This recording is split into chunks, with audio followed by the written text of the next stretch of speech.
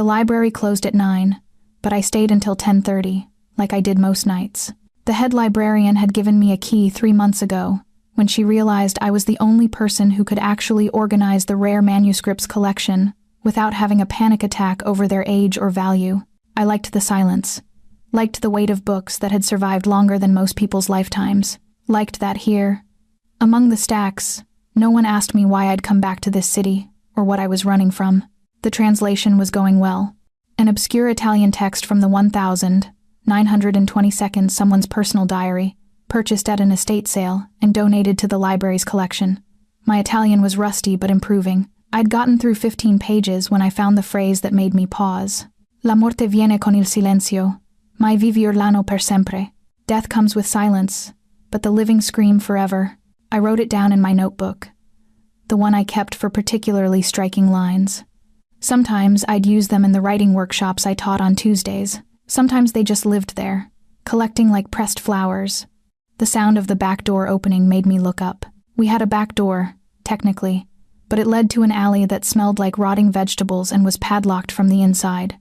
I'd never seen anyone use it. Footsteps.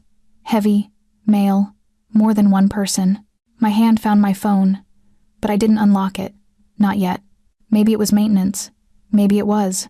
Check the back rooms first. The voice was low, controlled, and it didn't belong here. This wasn't the voice of someone who read books or cared about the Dewey Decimal System. I stood carefully, sliding my chair back without letting it scrape. The manuscript room was on the 3rd floor, accessible only by a narrow staircase that wound up from the history section. If I was quiet, if I was smart, I could. Someone's been here recently. Coffee's still warm. My stomach dropped. I'd left my mug on the front desk. I moved toward the window, knowing even as I did that it was pointless. 3 stories up. No fire escape on this side. The window didn't even open all the way, something about historical preservation and maintaining the building's original architecture. The footsteps were coming up the stairs now. I grabbed my bag, my notebook, left the manuscript open on the table because there wasn't time to properly close it, to put it away, to do anything but move. There was a storage closet, small, cramped, filled with boxes of discarded card catalogs and outdated reference materials. I slipped inside and pulled the door almost closed, leaving just enough gap to see through. 2 men appeared in the doorway, both wearing dark suits that probably cost more than my monthly rent, both moving with the kind of fluid certainty that came from knowing exactly how dangerous they were. "Clear," one of them said into a radio. The other one walked to the table, looked down at the manuscript I'd been translating. "Boss, you should see this." A 3rd man appeared. I stopped breathing. He was taller than the others, younger than I'd expected, maybe 35, maybe less. Dark hair, dark eyes, the kind of face that would have been handsome if it wasn't so carefully blank. He wore a black suit and a watch that caught the light when he moved his wrist. He looked at the manuscript, then at my notebook beside it, open to the page where I'd written the phrase about death and silence. His hand went very still on the edge of the table. "Who's been working on this?" His voice was quiet, dangerous in its quietness. "Don't know, boss. The front desk said the building's empty." "Then why is this diary open? Why is there a fresh translation sitting here?" He picked up my notebook, and I watched his eyes scan the words I'd written, watched his jaw tighten almost imperceptibly. Could have been from earlier. Could have. This handwriting is feminine. The ink is fresh. Someone was here within the last 30 minutes. He set the notebook down, very carefully. Find her. Her. He knew. I pressed back against the wall of the closet, surrounded by the smell of old paper and dust. My phone was in my bag. If I could just text someone, if I could just check everywhere, every room, every closet, every corner where someone could hide. One of the men walked toward my closet. I made a decision that was probably stupid but felt unavoidable. I pushed the door open and stepped out before he could reach me. "I'm here," I said. My voice didn't shake, which surprised me. "The library's closed. You're trespassing." All 3 of them turned to look at me. The 2 guards reached for something under their jackets, guns, probably, but the one in charge held up a hand. "Leave us. Boss. Leave. Us." They left. I heard their footsteps on the stairs, heard the creak of old wood, heard the distant sound of the back door closing, and then it was just me and him and the manuscript between us. He looked at me for a long moment. I looked back, trying to catalog everything I could, trying to find something I could use later. When I was giving a description to the police, or trying to explain why I'd stayed late at the library and ended up face to face with what? I didn't even know. You read Italian, he said finally. Yes. You translated this. He gestured to my notebook. Yes. Do you know whose diary this is? I shook my head. The estate sale listing just said it came from a collection in Boston. No name attached. He picked up the diary, handled it with surprising gentleness. This belonged to my grandfather. It was stolen from my family's home in 1983, during a raid. We've been looking for it for 40 years. I didn't know what to say to that. The phrase you translated, he continued, still not looking at me. The one about death and silence. What about it? Those were the last words my father said before he died. He was quoting his own father quoting this diary, and I never knew where the phrase came from. I was 8 years old. I didn't understand Italian yet. He looked up at me then, and his eyes were black and depthless and wrong somehow. Wrong in a way that made my throat tight. Say it again. What? The phrase. In Italian. Say it again. My mouth was dry. La morte viene con il silenzio, ma I vivi urlano per sempre. Something shifted in his face. Not much. Just a small crack in the careful control. How long have you been working here? He asked. 3 months. And you've been translating this diary? I just started tonight. I didn't know. I didn't know it was important. I didn't know it was stolen. He was quiet for a long time. Then he closed the diary, very carefully, and tucked it inside his jacket. You're going to forget you saw this, he said. You're going to forget I was here. You're going to forget this conversation. Okay, I said, even though we both knew I wouldn't. He walked past me toward the stairs. Stopped when he was close enough that I could smell his cologne, something dark and expensive, cedar and smoke. What's your name? He asked. I shouldn't have answered. But I did. Elena. He nodded once. Then he was gone, and I was alone with my still warm coffee and the empty table where the diary had been. I locked up the library with shaking hands and walked to my car through streets that suddenly felt too dark, too quiet, too full of things I didn't understand. I didn't know his name. I didn't know what he was. But I knew, with horrible certainty, that this wasn't over. The black car appeared outside my apartment on Wednesday morning. I noticed it while making coffee, standing at my kitchen window in an old sweater and bare feet, watching the rain turn the street below into a river of gray. The car was parked across the street, engine off, windows tinted so dark I couldn't see inside. It was still there when I left for work, still there when I came home. I told myself I was being paranoid, told myself it was coincidence, that people parked cars on streets all the time, that just because I'd had a strange encounter at the library didn't mean I was being followed. But I'd grown up in a family that taught me to trust my instincts, and my instincts were screaming. I started varying my routine, left at different times, took different routes to work, stopped going to my usual coffee shop, my usual grocery store, the park where I liked to read on lunch breaks. The car followed me everywhere. On Friday, I called the police. The officer who answered sounded bored. Ma'am, unless they've threatened you or made contact, there's not much we can do. People are allowed to park on public streets. For 3 days straight? In the exact same spot? Have you tried asking them what they want? I hung up. That night, I broke my own rule and went back to the library. Not to work, just to think. To be somewhere that felt familiar, felt safe, even though it was the place where everything had started. The manuscript room was locked. I didn't have a key to that particular door, just the main entrance. But I sat in the history section, surrounded by books about wars and revolutions and the things people did to each other in the name of power, and tried to figure out what I was supposed to do. The back door opened. I didn't run this time. What was the point? He came up the stairs alone. No guards. No guns that I could see. Just him in another expensive suit, his hair slightly damp from the rain. Elena, he said, like my name was a fact he'd been turning over in his mind. Are you having me followed? He didn't deny it. Yes. Why? Because you saw something you shouldn't have. Because you know something that could be dangerous. Because he started again. Because I need to make sure you're safe. Safe from what? From people who might think you know more than you do. I stood up, my hands clenched at my sides. I don't know anything. I translated one phrase from a diary. That's all. That phrase connects to my family. To things that happened a long time ago. To people who are still looking for reasons to hurt us. He moved closer, not threatening, just closing the distance between us. The fact that you were here, Translating that specific diary? On that specific night, it wasn't random. It was completely random. The head librarian asked me to work on the manuscripts. I picked that one because the handwriting looked interesting. Nothing is random. The certainty in his voice made me cold. Who are you? I asked. My name is Luca Andretti. The name meant nothing to me. Should it have? I searched his face for clues, found only that same careful blankness. And what does that mean? Are you... I hesitated over the word, unsure if saying it would make it more real or more absurd. Are you part of something? Something illegal? Yes. The honesty surprised me more than a lie would have. My family controls certain interests in this city. Businesses, territories, political connections. We've done this for 4 generations. That diary, he gestured vaguely toward the locked manuscript room. It contained my grandfather's account of how he built this empire.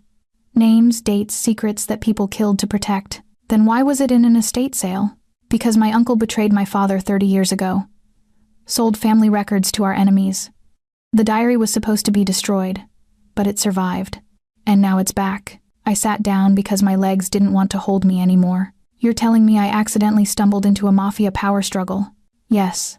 Because I like translating old documents. Yes. That's insane. That's my life. The rain hit the windows harder. Somewhere in the building, a pipe groaned. What do you want from me? I asked. He was quiet for a long moment. Then he pulled something from his pocket, a business card. Plain white with a phone number embossed in black. If anyone approaches you, if anyone asks about the diary, about me, about what you saw, you call this number immediately. And then what? And then I make sure you stay alive. He said it so matter-of-factly, like he was discussing the weather or the price of coffee, not my potential murder. I took the card. The paper was thick, expensive, the kind of quality that spoke of money that didn't need to announce itself. I don't want to be part of this, I said. I know. I just want to do my job and live my life, and not worry about black cars following me. I know. So make it stop. I can't. For the first time, something flickered in his eyes. Not quite emotion, but close. You saw me. You translated those words. You're connected now, whether you want to be or not. The best I can do is make sure that connection doesn't kill you. He turned to leave. Wait, I said. He stopped. That phrase, about death and silence. Why did your father say it? Luca's shoulders tensed. He was dying, shot in our home by men who'd been his friends. I was hiding in a closet, watching. He knew they'd let me live if he didn't fight back. I was just a child, not a threat yet. So he smiled at them, said those words, and died quietly. The horror of it sat between us. I'm sorry, I whispered. Don't be. He chose silence so I could scream, so I could live long enough to make them pay. He looked at me over his shoulder. You should go home, Elena. Don't come back here after dark. Don't translate any more documents without checking with me first. Don't trust anyone who shows too much interest in your work. You're scaring me. Good. Fear keeps you careful. Careful keeps you alive.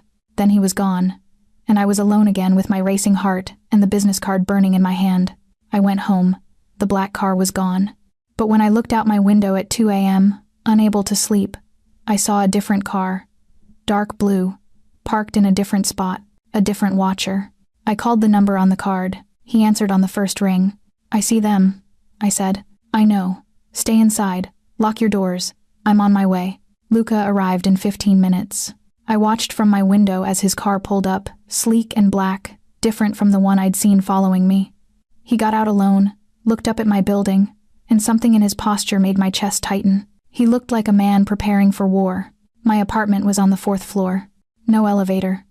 By the time he knocked, I'd made coffee. I wouldn't drink, and changed into real clothes instead of the pajamas I'd been wearing. They're gone, he said when I opened the door. But they'll be back. Who are they? Rivals. People who think I'm weak because I've been quiet lately. People who want to know what I found in that library. He stepped inside without asking, closed the door behind him, locked both deadbolts. You need to pack a bag. Excuse me?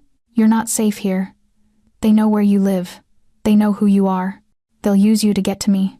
I don't even know you.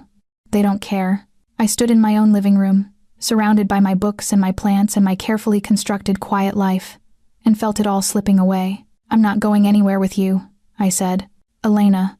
No, I didn't ask for this. I didn't choose to be involved in your family drama. You want to protect me? Fine. Hire security. Park your cars outside. Do whatever you need to do.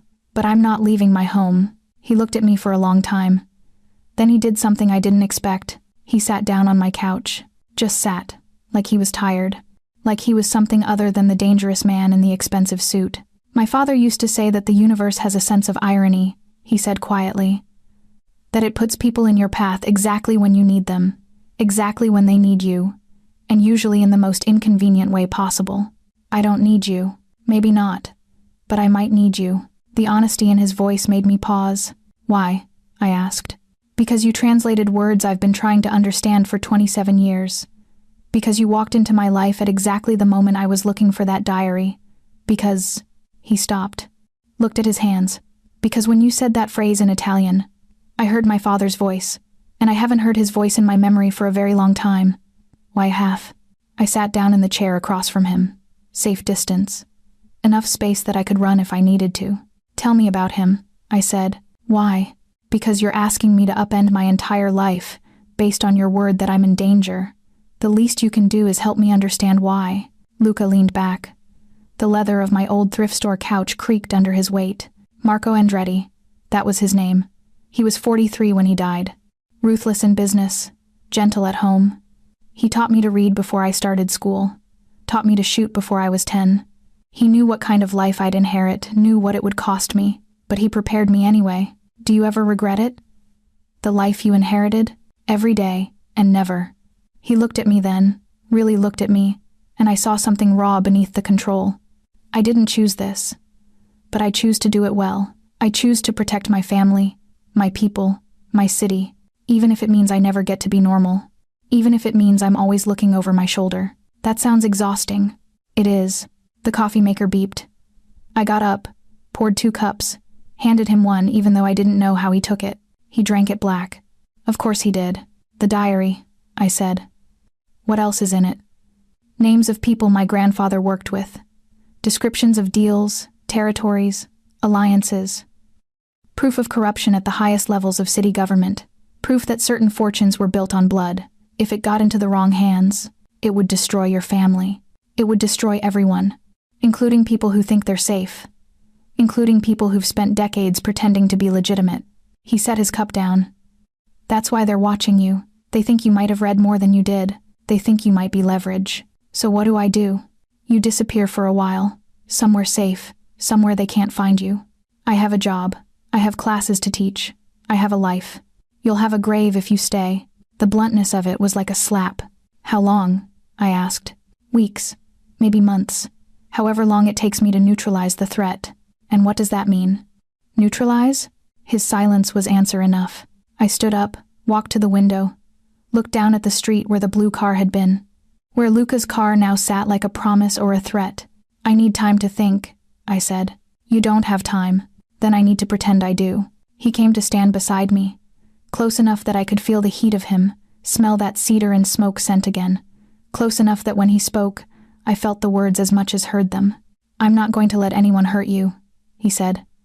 "I'm not good at many things, but I'm very, very good at protecting what's mine. I'm not yours, no.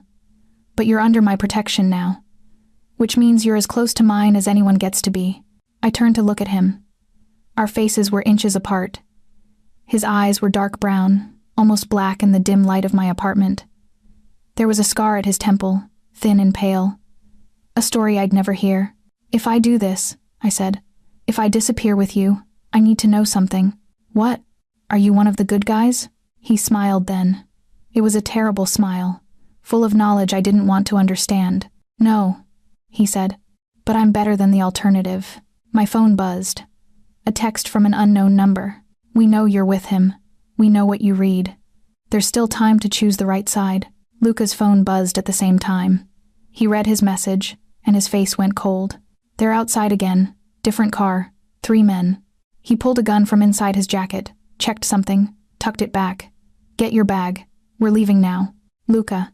"Now, Elena." His voice left no room for argument. I packed quickly. Clothes, laptop, phone charger, my notebook, with all my translations. The essentials of a life that was ending whether I wanted it to or not. When I came back to the living room, Luca was standing by the door, alert and coiled like something predatory. Stay close to me, he said. If I tell you to run, you run. If I tell you to get down, you get down. Understand? Yes. He opened the door. The hallway was empty, but I could feel them waiting, somewhere in the dark, somewhere close, waiting to see what we'd do, waiting to see if we'd survive. Luca's safe house wasn't what I expected. I'd imagined something stark and modern, all chrome and security cameras and bulletproof glass. Instead, he took me to an old Victorian on the edge of the city, surrounded by overgrown gardens and iron gates that had rusted into permanent beauty. This was my grandmother's house, he said as we pulled up the gravel driveway. She died when I was 12. No one's lived here since. Why keep it? Because some places hold memory better than people do. We'd driven for an hour through rain that never stopped, taking turns I couldn't track, doubling back on streets that all looked the same in the dark. His men were behind us 2 cars, enough distance that they weren't obvious, close enough that Luca checked his mirrors every 30 seconds. No one followed us. Or if they did, they were better at it than I could detect. The house smelled like old roses and dust. Luca turned on lights as we walked through a foyer with checkered floors, a living room with furniture covered in white sheets, a kitchen that probably hadn't been used in years. Upstairs, he said. Second door on the left. The room overlooks the garden. You'll be safe there. Where will you be? Close. I climbed the stairs alone, found the room he'd described. It was beautiful, in a faded-away wallpaper with tiny flowers, a 4-poster bed, windows that rattled slightly in their frames. Someone had been here recently enough to put fresh sheets on the bed, to leave towels in the attached bathroom. I sat on the bed and tried not to think about how my entire life had changed in 4 days. I tried not to think about the man downstairs who'd killed people he hadn't said it, but I knew. The way you know things about predators and who'd promised to keep me alive. I tried not to think about how I'd felt standing close to him in my apartment, how some stupid part of me had wondered what would happen if I closed the distance between us. That was shock talking, trauma, the weird intimacy that came from shared danger. It wasn't real. I unpacked my bag, found my notebook, sat by the window and tried to write, tried to process, tried to make sense of anything. A knock on the door. Come in. Luca entered carrying a tray with food, bread, cheese, wine, fruit. He set it on the small table by the window. You need to eat, he said. I'm not hungry. You will be. And it's better to eat before the adrenaline wears off. He was right. I took a piece of bread, forced myself to chew, to swallow. He sat in the chair across from me. Outside, lightning flashed, briefly illuminating the wild garden below. How did your grandmother die? I asked. Cancer. She fought it for 3 years, refused treatment that might have helped because she said she was ready. He poured wine into 2 glasses, handed me one. She was the only person in my family who tried to talk my father out of the life, who begged him to walk away, to take us somewhere safe. He didn't listen. He couldn't. When you're born into this, when it's in your blood, walking away isn't really an option. There's always someone who needs protection, always someone who'd use your absence as weakness. He drank. She told me once that the cruelest thing about our family was that we confused love with loyalty, that we destroyed ourselves trying to protect each other. Was she right? Yes. The word sat heavy between us. Why did you bring me here? I asked. To this house specifically, because it's the only place I've ever felt safe. The only place that didn't demand I be someone I'm not. He looked around the room, and something in his face softened. My grandmother used to read to me in this room, old stories, mythology. She said if I understood stories, I'd understand people. I'd know what they wanted before they knew themselves. Did it work? Sometimes, not always. He set his glass down. Elena, I need to ask you something, and I need you to be honest. Okay, when you translated that phrase about death and silence, did anything else in the diary stand out to you? Any names, dates, anything? I thought back to that night in the library. To the pages I'd skimmed before finding that particular passage. There was a name, I said slowly. I didn't think much of it at the time, but it appeared several times in the margins. Julieta. Your grandfather mentioned her like she was important. Luca went very still. What else? A date. The 17th of October, 1947. It was circled, and next to it, he'd written something like, I'm translating loosely, the day I chose power over love, the day I became what I hated, Jesus. He stood abruptly, walked to the window, pressed his forehead against the glass. Luca, Julieta was my grandmother's name. Her real name, before she married my grandfather. His voice was rough. I never knew how they met. My father wouldn't talk about it. My uncle claimed she was always part of the family. But if my grandfather was writing about choosing power over love, he did something to her. Or for her. Or because of her. He turned to face me. That diary isn't just a record of business. It's a confession. Of what? I don't know yet. But I'm going to find out. He left the room without another word. I heard his footsteps on the stairs. Heard a door close somewhere below. I finished my wine and tried to sleep. But my mind wouldn't stop turning over the pieces I'd found. A woman named Julieta. A choice made in 1947. A man who built an empire and regretted it.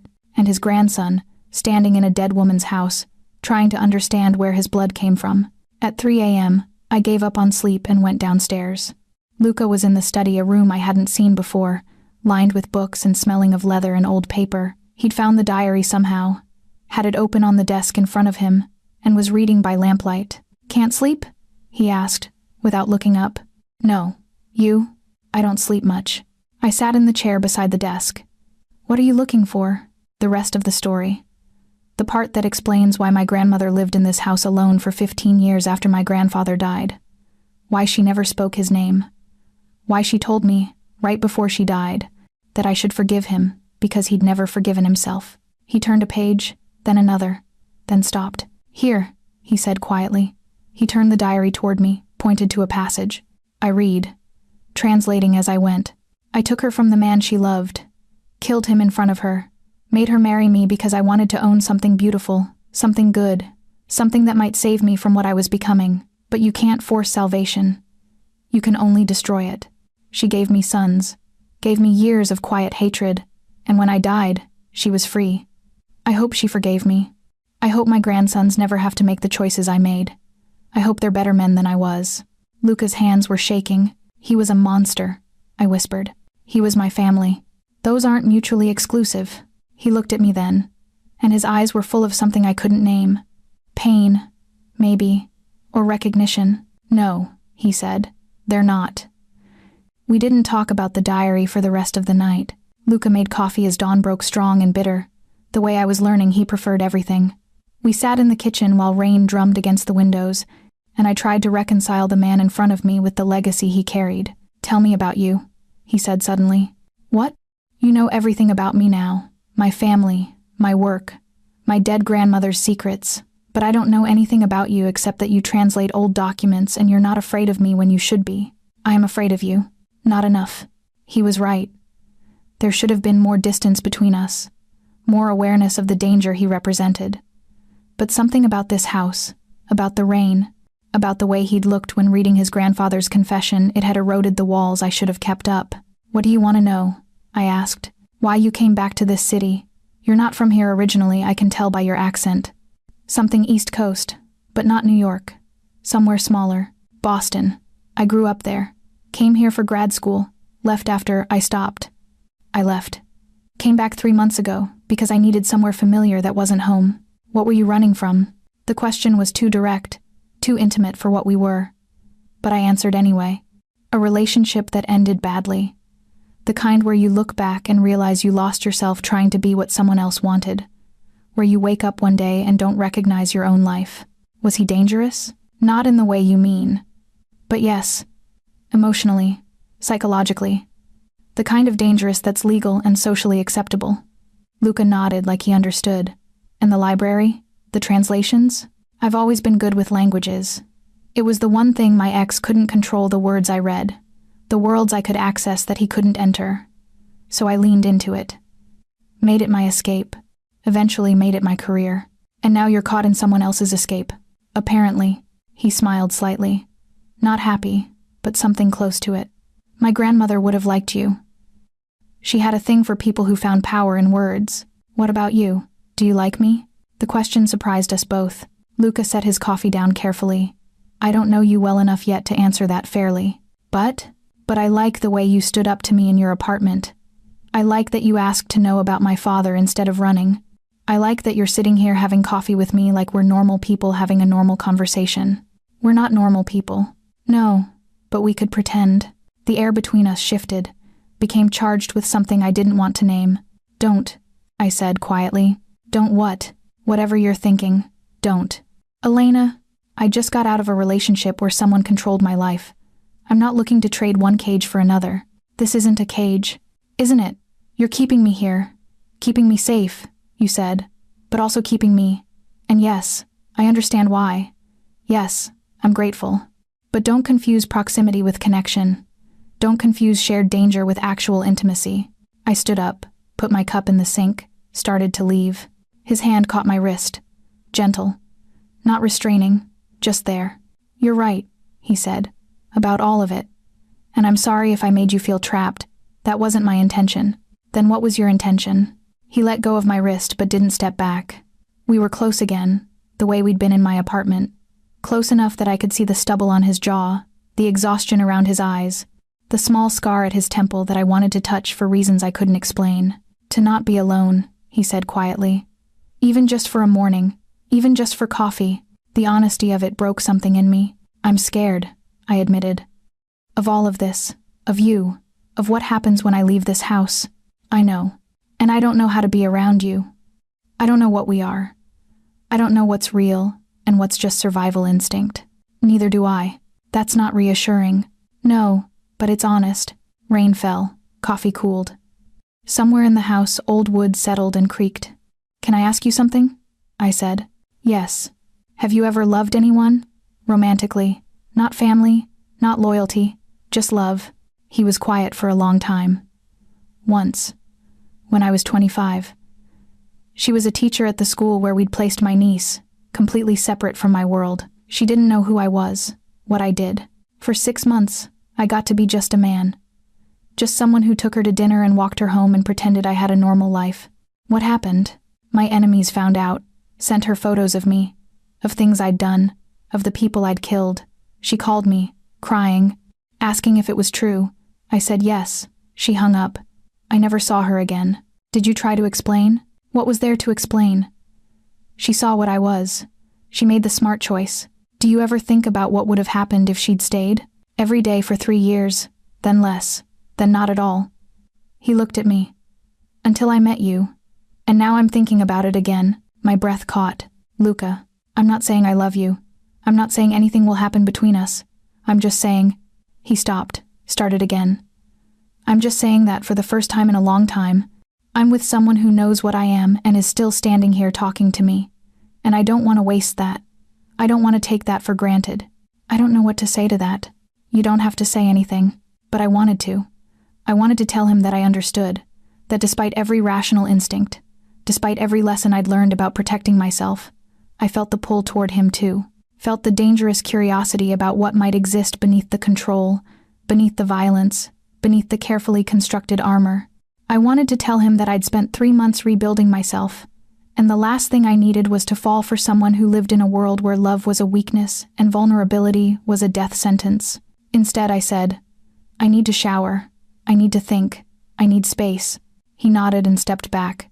Take all the space you need. I'll be in the study if you need anything. I went upstairs, stood under water that was too hot, and let myself cry for the first time since this started. Cried for my normal life. Cried for the woman who'd thought her biggest problem was loneliness. Cried for the impossible situation I'd found myself in, where the most dangerous man I'd ever met was also starting to feel like the safest place I'd ever been. When I finally came downstairs, Luca was gone. Just a note on the kitchen table. Had to handle something. My men are outside. Don't leave the house. I'll be back tonight. L. I spent the day reading his grandmother's books, translating passages from the diary, trying to piece together the story of a woman who'd been forced to love a monster and had somehow survived it, trying not to see the parallels, trying not to wonder if survival was enough. Luca returned after midnight, covered in rain and something darker, blood. I saw it on his shirt collar when he came into the living room where I'd fallen asleep on the couch with one of his grandmother's books. Saw it on his knuckles when he set his keys down. Are you hurt? I asked, standing. No. Whose blood is that? No one you need to worry about. That's not an answer. He looked at me, then really looked at me, and I saw exhaustion, frustration, something that might have been regret. Someone tried to get information about your location from one of my men. He stopped. They hurt him badly. I made sure they understood that was a mistake. You killed them. Yes. No hesitation. No apology. I should have been horrified, should have run, should have called the police, or demanded he take me home, or done literally anything other than what I did, which was step closer. Did your man survive? I asked. Yes. He's in the hospital. He'll recover. Good. Good. I'm glad he's alive. I'm glad you protected him. Even though I killed the people who hurt him? I don't know what I feel about that part yet, I admitted. But I know that if someone hurt the people I cared about, I'd want them to pay. So maybe I'm not as different from you as I thought. Something flickered in his eyes. You're nothing like me, Elena. How do you know? Because you still feel guilt when you imagine violence. I stopped feeling guilt 15 years ago. He moved toward the stairs, and I knew if I let him go, if I let this moment pass, the distance between us would become permanent, safe, uncrossable. I didn't let him go. Wait, I said. He stopped. You need to clean up. The blood, you can't just leave it. I'll handle it. I know how to get blood out of clothes. I know. I stopped. Just let me help. He studied me for a long moment, then nodded. We went upstairs to the bathroom, the main one, not the ensuite in my room. Large and old-fashioned, with a clawfoot tub and tile that had probably been installed before World War II. He took off his jacket, his shirt. I tried not to look at his body, at the scars that covered his skin like a map of violence survived, but it was impossible not to see them. Hydrogen peroxide, I said, focusing on the practical. Do you have any? Under the sink. I found it, along with a clean washcloth, started working on the shirt collar, dabbing at the blood until it lifted, until the fabric was just stained white from the peroxide, instead of stained red from someone's life. He stood very still while I worked, watching me in the mirror above the sink. Why are you doing this? He asked quietly. Because you can't go around wearing evidence. That's not what I mean. I set the shirt aside, started on his hands. They were strong, scarred, capable of terrible things, but they held still for me while I cleaned them, while I scrubbed the blood from under his nails and between his fingers. I don't know, I said honestly. Maybe because this is how I make sense of things, by doing something practical, something concrete. Maybe because if I focus on the blood, I don't have to focus on what created it. That's avoidance. Yes, I don't want you to avoid what I am. I'm not avoiding it. I'm standing here, cleaning blood off your hands, fully aware of where it came from. I stopped. I'm just trying to figure out how to be okay with that. And I don't know if I can be, but I'm trying. He caught my wrist, the way he had in the kitchen. Gentle. Always gentle, despite everything else he was. You don't have to try, he said. You don't owe me anything, Elena. Not your comfort with my choices, not your understanding, not anything. Then why do I feel like I do? Because you're kind. Because you've been trained to make things okay for other people. Because some part of you thinks you can fix me. Can I? No. The certainty in his voice should have ended the conversation.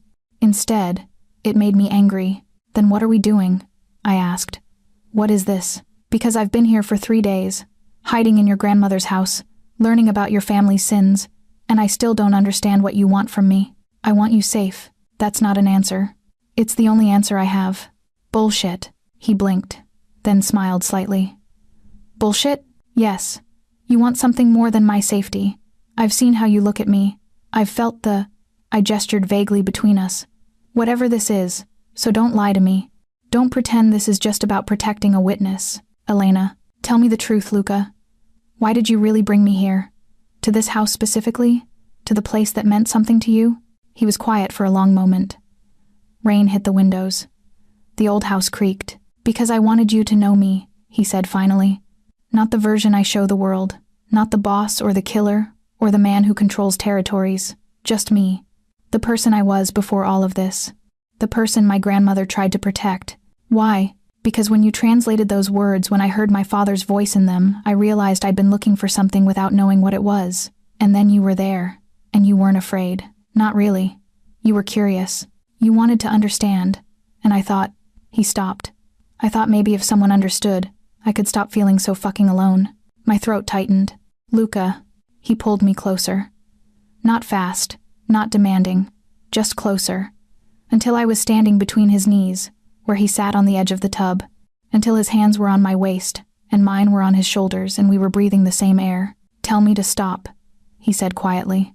I don't want you to stop. Tell me this is a bad idea. It's a terrible idea. Tell me you don't feel this too. I can't. He leaned in. I leaned in. Our lips were inches apart, and then his phone rang.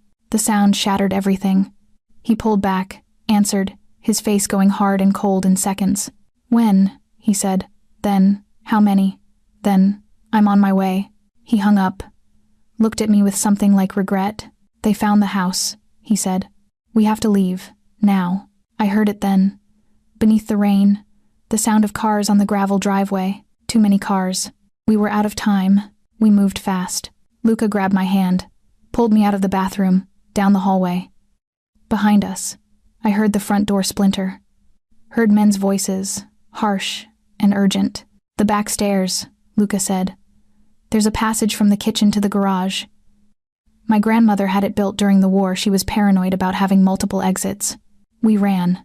My heart was a hammer. My breath was fire. Behind us, footsteps, shouts, the sound of furniture being overturned.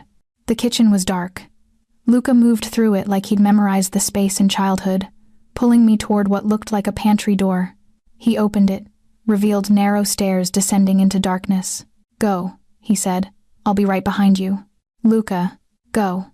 I went. Down the stairs, into a tunnel that smelled like earth and mildew. Behind me, I heard gunshots. Heard Luca returning fire. Heard him curse. Heard something heavy fall. Then he was behind me, slamming the door, locking it. Keep moving, he said. His voice was rougher than before. Strained. Are you hit? I'm fine. Move. The tunnel led to a garage that housed 3 cars under dust covers. Luca pulled the cover off a Mercedes, threw me the keys. You drive, he said. That's when I saw the blood seeping through his shirt. Fresh blood. His blood. You're not fine, I said. I'm fine enough. Drive, Elena. They'll breach that door in 3 minutes. I drove. Out of the garage, through a back gate I didn't know existed, onto a service road that wound through what looked like abandoned farmland. Luca directed me through turns, through back roads, through a maze of streets that blurred together in the rain and my panic. Where are we going? I asked. Somewhere they won't expect. Where? The cathedral. Downtown. It's been under my family's protection for 60 years. They won't risk the publicity of attacking it. A church? You're taking us to a church? My grandmother's buried there. I know every entrance, every hiding place, every confession booth that locks from the inside. He pressed his hand against his side, and blood seeped through his fingers. Just drive, Elena. Please. I drove. The cathedral rose against the night sky like something out of a Gothic novel, all spires and stained glass and stone that had witnessed centuries of prayers and sins. Luca directed me around to the back, to a parking area hidden behind high walls. We got out. He could barely walk. How bad is it? I asked, supporting his weight. Bad enough. You need a hospital. No hospitals. They'll be watching hospitals. Then what? There's a priest. Father Marco. He owes my family. He'll help. We made it inside through a side door, into passages that were cold and dark, and smelled like incense. Luca knew the way, even half-conscious, leading me through turns and doors until we reached a small room that looked like an office. He collapsed into a chair. Find Father Marco, he said. Tell him. He stopped. Tell him Luca needs sanctuary. He'll understand. I found the priest in the main chapel, praying alone among the candles. He was old, maybe 70, with kind eyes and hands that shook slightly when I told him Luca's name. He came immediately. Didn't ask questions. Just brought medical supplies and started working on Luca's wound with practiced efficiency. Through and through, he said after examining it. You're lucky. Another inch to the left and we'd be having a very different conversation. Will he be okay? I asked. With rest and antibiotics and prayer, yes. Father Marco looked at me. You're the girl. The one they're looking for. I'm not a girl. I'm 32. He smiled slightly. At my age, everyone's young. You're the witness. The one Luca's been protecting. I didn't witness anything. I just translated something I shouldn't have. In this world, knowledge is as dangerous as testimony. He finished bandaging Luca's wound, stepped back. He needs to sleep. You should too. There are rooms upstairs, simple, but clean. No one will bother you here. How do you know? Because even monsters respect sanctuary. Even they need somewhere they can be forgiven. I couldn't sleep. I sat in the room Father Marco had given me, small, spare, with a single bed and a cross on the wall, and tried to process what had happened. Someone had found us. Someone had attacked. Someone had shot Luca. Someone inside his organization had betrayed him. At 3 a.m., I gave up and went back downstairs. Found Luca awake in the office, sitting in the dark, holding a phone. "You should be resting," I said. "I'm making calls. Figuring out who sold us out. Do you know? I have suspicions. My uncle, my father's brother, has been pushing for more territory, more aggression. He thinks I'm weak because I haven't started a war in 5 years. He might have decided to create one. By killing you? By forcing my hand. If I die, my cousin takes over. And my cousin is brutal. He'll give my uncle exactly the war he wants." I sat down across from him. "So what do we do?" "We. Yes, we. Like it or not, I'm involved now. So what do we do?" He looked at me for a long time. "I need to go to my uncle's house tomorrow night. Confront him directly. Either he admits what he's done, and we negotiate, or you kill him." "Yes. And me? What do I do?" "You stay here. You stay safe." "No, Elena, no. I'm not sitting in a church while you walk into a trap. I'm not." I stopped. "I'm not losing someone else because I stayed safe and quiet." "What does that mean?" I hadn't meant to say it. Hadn't meant to let that slip out. "My brother," I said quietly.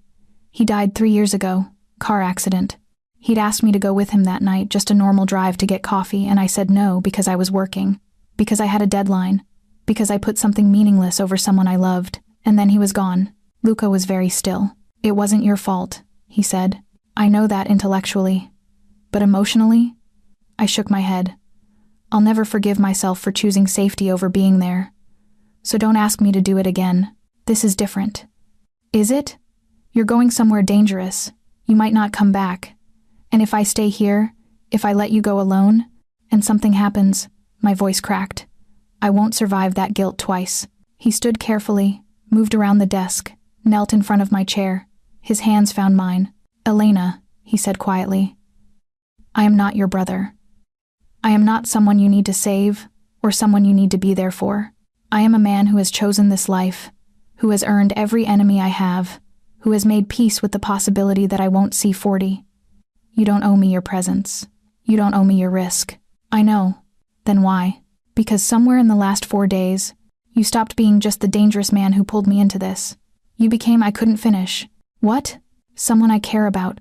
Someone I looked at him, at his dark eyes and his careful face, and the bandage visible under his shirt. "Someone I don't want to lose." He kissed me. Finally, after all the almost moments, all the interrupted closeness, he kissed me. And it wasn't soft or gentle or careful. It was desperate and honest and tasted like blood and danger and everything we'd been holding back. When we broke apart, we were both shaking. "Come with me tomorrow," he said. "Not because I need you, but because I want you there. Because if this goes wrong, I want the last thing I see to be you." That's morbid. That's honest. I kissed him again. Agreement without words. Commitment to whatever came next. Luca's uncle lived in a compound that looked like a fortress. High walls, security cameras, guards at every entrance. The kind of place that announced wealth and power and the certainty that neither could be touched. We arrived at sunset. Just the two of us. Luca had insisted on leaving his men behind. Said this had to be family business. Said bringing an army would be seen as weakness. I thought it was suicide. The guards let us through without questions. Either they'd been told to expect us, or Luca's face was enough of a pass. We walked through gardens that were too perfect, past fountains that probably cost more than most people's houses, into a mansion that looked like it belonged in a different century. Luca's uncle Roberto Andretti waited in a study that was all dark wood and leather, and the smell of expensive cigars. He looked like Luca. Same dark eyes, same careful posture, but older, harder, with the kind of face that had forgotten how to smile for real. "Luca," he said, "I wondered when you'd come. You knew I would. You made sure of it. I don't know what you mean. The attack at my grandmother's house, the men who knew exactly where to find us, the betrayal that could only have come from someone inside the family." Luca's voice was cold, controlled. "Don't insult me by pretending you're innocent." Roberto stood, poured himself a drink, didn't offer us any. "Your grandmother's house," he said thoughtfully. "You always were sentimental about that place. Your father hated it, hated that his mother never forgave his father for what he did. But you loved it. You saw it as some kind of sanctuary. He turned to look at us. That was your mistake. Sentiment in our world is a weakness. So you tried to kill me. I tried to force your hand. To make you understand that we can't keep playing defense. Can't keep pretending that peace will last. Our enemies are circling. They see your restraint as fear. They see your mercy as opportunity. And you think war is the answer. I think survival is the answer. And sometimes survival requires blood. Luca moved closer to his uncle. I stayed by the door, watching, ready to run or fight, or whatever the moment demanded. You put Elena in danger, Luca said quietly. You violated family sanctuary. You broke the code my father died protecting. Your father's code got him killed. My father's code kept this family together for 30 years. Your ambition will destroy us in 30 days. Something flickered in Roberto's eyes. Anger, maybe, or recognition. And what will you do, nephew? Kill me? Start a civil war? Watch this family tear itself apart? If I have to. Roberto laughed. It was a cold sound, empty of joy. You don't have it in you. You're too much like your grandmother, too soft, too concerned with morality and consequence. Your father knew it. Why do you think he died in front of you? Why do you think he made you watch? What? He wanted to harden you. Wanted you to see that mercy has a price, that love makes you vulnerable, that the only way to survive in our world is to cut off everything that makes you human. Roberto drank. But it didn't work. You're still that 8-year-old boy, hiding in a closet, watching his father die, and thinking there must have been another way. Luca's hand moved to his gun. Don't, I said from the doorway. Both men looked at me. Don't give him what he wants, I said. He's trying to provoke you, trying to make you prove you're capable of killing family. Don't do it. Elena. Luca's voice was strained. He wants you to be like him, wants you to cross that line, because if you kill him, you become what he says you are. You prove his point. Roberto smiled. Smart girl. Maybe she's the one with the spine in this relationship. Shut up, Luca said. Or what? You'll shoot me? Here, in my own home? In front of witnesses? Roberto gestured around the room. I realized then that we weren't alone. Guards stood in corners, watching, waiting. Go ahead. Make your choice. Family or power. Mercy or survival. The room was silent except for the distant sound of fountain water. Luca lowered his gun. I'm not going to kill you, uncle. No? No. Because you're right. I'm not like you. I'm not like my grandfather. I don't want power badly enough to destroy everything else. I want... He looked at me. I want something different. Then you're weak. Maybe. But I'll be weak on my own terms. Luca turned toward the door. Come on, Elena. We're leaving. We got 3 steps before Roberto spoke again. They found the diary. Luca. The complete version. The one your grandfather kept hidden. The one that names names and dates and crimes that could bring down half the city's government. Luca stopped. They'll publish it if you don't give them what they want. They'll destroy this family, your legacy, everything your father built. All because you wanted to play saint. Who are they? The Castellanos. They've been waiting for an excuse to move on our territory. You gave them one. By not starting a war. By being predictable. By being soft. Roberto set his glass down. You have 48 hours to give them Elena the witness who can verify the diary's authenticity, or they go public. Your choice. My blood went cold. I'm not a witness, I said. I translated one phrase. That's all. They don't know that. They think you read the whole thing. Think you can testify to its contents. Roberto smiled. So you see, Luca, you're going to have to choose after all. Your girl or your family. Love or legacy. Luca drew his gun again. This time he fired. Not at Roberto. At the window behind him, the massive floor-to-ceiling glass that overlooked the gardens. It shattered. Alarm screamed. Guards rushed toward us. Luca grabbed my hand and ran. We crashed through the broken window, into the gardens, toward the walls. Behind us, shouts, gunfire, the chaos of Roberto's men trying to stop us. Luca moved like he knew this place. Like he'd planned this escape in childhood games. Over walls, through hidden gates, into passages between properties that weren't on any map.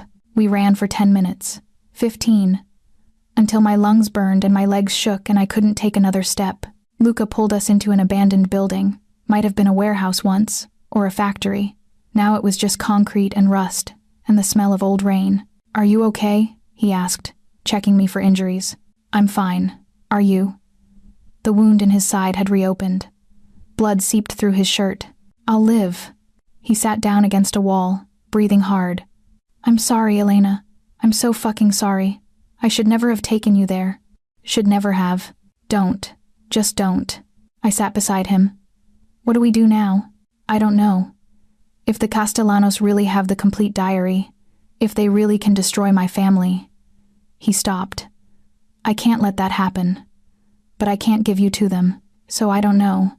There has to be another way. I've been looking for another way my whole life. There never is. I took his hand. Then we make one. How? I don't know yet, but we will. Together. He pulled me close, kissed my forehead, held me like I was the only solid thing in his world. Outside, sirens wailed. Police, probably. Or Roberto's men. Or the Castellanos coming to collect their prize. We had 48 hours. 48 hours to find a solution or lose everything. We spent the night in that abandoned building, taking turns keeping watch while the other tried to sleep. I couldn't sleep. My mind kept turning over the problem, looking for solutions that didn't exist, searching for a way out that wouldn't cost everything. At dawn, Luca's phone buzzed. A text from Father Marco. The Castellanos came to the cathedral. They're looking for you. They know about the diary. They know about Elena. Be careful. We need a plan, I said. Luca looked at me with exhausted eyes. There is no plan. There's just choices. All of them bad. Then let's think through the choices. Elena. No. Listen. You're too close to this. You can't see clearly. So let me think out loud, and you tell me if I'm wrong. He nodded. Choice 1. We run. Disappear. New identities. New lives. Leave your family to deal with the fallout. I can't abandon them. Okay. Choice 2. You give the Castellanos what they want. Me. I testify that the diary is real. That your family committed all these crimes, and they use it to destroy you. Absolutely not. Choice 3. You kill the Castellanos. Start a war. Win or lose, but at least fight. That's what my uncle wants. That's what everyone expects. Then what's choice 4? He was quiet for a long time. Then, we give them what they think they want, but not what they actually need. I don't understand. The diary is valuable because it's secret, because it's hidden knowledge. But if we make it public, if we release it ourselves, tell the truth before they can weaponize it, it loses its power as blackmail. Exactly. I thought about this. But it would still destroy your family, still ruin your father's legacy. Maybe. Or maybe it gives us control of the narrative. Maybe we get to explain the context, the choices, the reasons behind everything my grandfather did. He stood, started pacing. My grandmother used to say that secrets are only powerful until they're spoken. That shame thrives in darkness but dies in light. You're talking about confession. Yes, public, complete, honest. He looked at me, and terrifying. They'll hate you, your family, your people. Some of them. Others might respect the honesty. And the rest, he shrugged. The rest will leave. And maybe that's not the worst thing.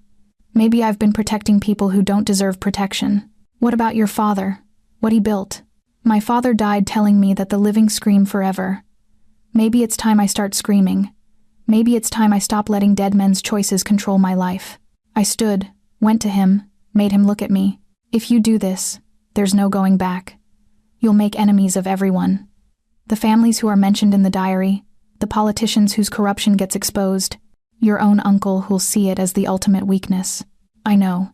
You could die. I know. And you're still going to do it. Yes.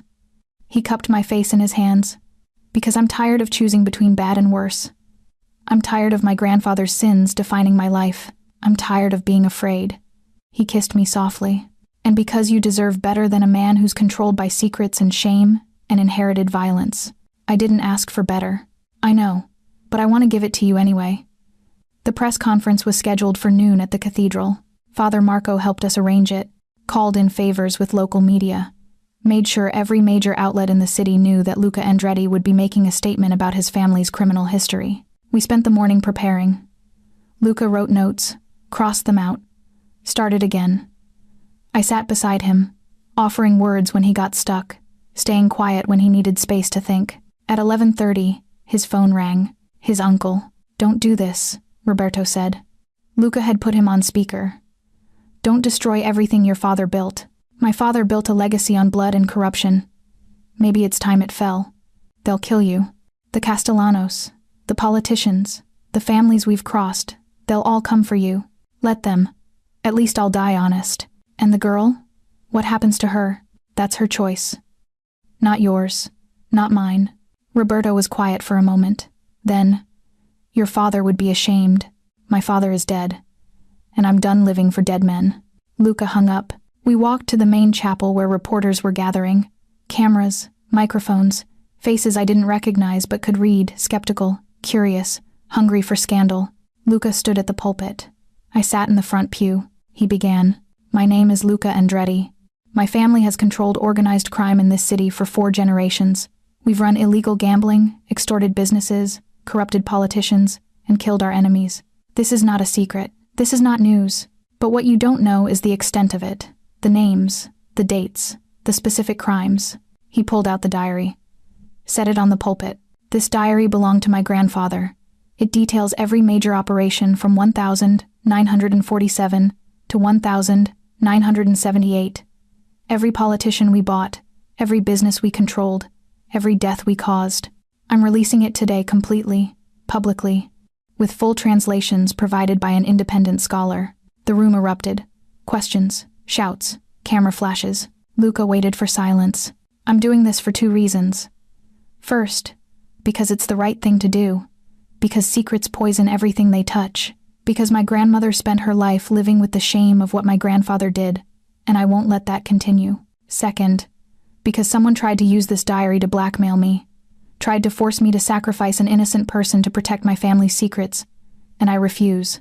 I refuse to let my grandfather's choices control my life. I refuse to perpetuate a cycle of violence and shame. I refuse to be what everyone expects me to be. He looked at me. I choose differently. I choose honesty. I choose accountability. I choose. The window shattered. Gunfire. Luca dropped. I screamed. Everything became chaos, people running, Father Marco shouting, guards appearing from nowhere to return fire. I crawled to Luca. He was bleeding from his shoulder, but he was conscious, was pulling me down behind the pulpit. Stay down, he said. You're hit. I'll live. This was expected. What? I knew they'd try. Knew someone would be desperate enough to stop this. He pulled out his phone, made a call. It's done. Execute the plan. What plan? I sent copies of the diary to every major newspaper an hour ago. Timed release. By tonight, everyone will know everything. Even if they kill me, the truth is already out. The gunfire stopped. Luca's men had secured the area. Police sirens in the distance. Luca stood carefully, helped me up. His shoulder was bleeding, but he'd been right, it wasn't fatal. It's over, he said quietly. For better or worse, it's over. I held him while he bled. While the world learned his secrets, while everything changed, the fallout was catastrophic and beautiful in equal measure. Within 24 hours, 3 politicians resigned. 5 business leaders were arrested. The Castellano family went into hiding, their leverage destroyed by Luca's preemptive confession. Roberto Andretti disappeared. No one knew if he'd fled the city or if he'd met a quieter end. Luca didn't search for him. Said some goodbyes didn't need to be spoken. The Andretti family fractured. Some members stayed loyal, others vanished. A few even thanked Luca, said they'd been waiting for someone to end the cycle, to give them permission to walk away.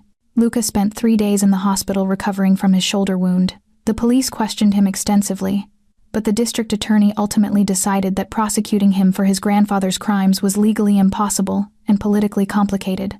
They were watching him, though, waiting for him to make a mistake, waiting for proof that he was more than just a man confessing his family's sins. I stayed with him every day. We didn't talk much, didn't need to. The silence between us had changed, become comfortable instead of tense, intimate instead of awkward. On the 4th day, Father Marco visited. The cathedral is yours if you want it, he said. A place to start over, a place to rebuild. I'm not sure I'm qualified to rebuild anything, Luca said. None of us are, but we try anyway. After the priest left, I asked the question I'd been holding. What happens now? Luca looked at me. Honestly, I don't know. The business is done. I've appointed trustees to liquidate everything legal, shut down everything illegal. My assets are being seized or donated to victims' funds. I'll have enough to live on, but nothing like before. And I'm tired. I'm 36 years old, and I'm tired. tired of violence, tired of looking over my shoulder, tired of being afraid. He took my hand. I think I want to try being normal. See if it's too late for that. It's not too late. How do you know? Because I came back to this city thinking I was broken beyond repair, and then I met you. And you're more broken than I ever was, and you're still choosing to heal. So it's not too late. He smiled. It was the first real smile I'd seen from him, unguarded, genuine, almost boyish. Will you stay? He asked. While I figure out what normal looks like, will you? He stopped. Will you see if this us is real outside the danger and the drama and the chaos? Yes. Just yes. Just yes. Because I've spent 3 months running from connection, and I'm tired too. Tired of being alone, tired of being afraid that if I let someone in, they'll break me again. I moved closer. You're dangerous, Luca. You're complicated and damaged, and you have more baggage than anyone I've ever met. But you're also honest. You're trying. And you saw me, really saw me, when I was hiding in a closet in a library, terrified and alone. So yes, I'll stay. I'll see what we are when the world isn't ending. He kissed me, properly this time. Not desperate or stolen or interrupted, just soft and real and full of possibility. 6 months later, we lived in a small apartment near the cathedral. Nothing fancy, nothing that announced wealth or power, just 2 bedrooms, a kitchen with good light, and a view of the street where normal people lived normal lives. Luca went to therapy twice a week, worked with Father Marco on community outreach programs, learned to cook, badly, learned to sleep without a gun under his pillow, learned to answer when I called his name instead of always being halfway to the door, ready to run. I went back to teaching. Started a translation service for legal documents, immigration papers, mostly.